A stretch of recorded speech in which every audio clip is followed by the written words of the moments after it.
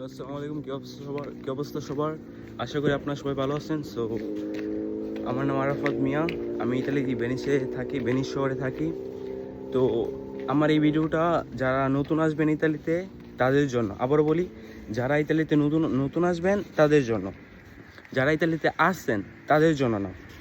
So আপনারা সবাই প্রশ্ন করেন যে ইতালির মধ্যে আপনারা বাসা ভাড়া বা দেন আপনার নিজেদের একটা খরচ, মানে সবথেকে কম একটা খরচ কত হতে পারে। তো আমি আমার যে আইডিয়া তার থেকে বলতেছি যে খরচ হতে পারে তোমার বাসা ভাড়া 300, বাসা ভাড়া আর খাওয়া। তুমি যদি একটা ব্যাচেলর বাসায় থাকো দেন তোমার বাসা ভাড়া আর খাওয়া মিলে ইন টোটাল তোমার 300 টাকা খরচ হইব। আর তোমার যদি এক্সট্রা কোনো খরচ তুমি তো স্বাভাবিক করবা, দেন তোমার 400-র ভিতরে তোমার খরচ হয়ে যাব। মানে পার মান্থ তোমার 400 টাকা খরচ। দেন তুমি যদি চাও তুমি এর থেকে বেশি করতে পারো, 1000 2000, এটা ডাজেন্ট ম্যাটার, এটা তোমার ইচ্ছা।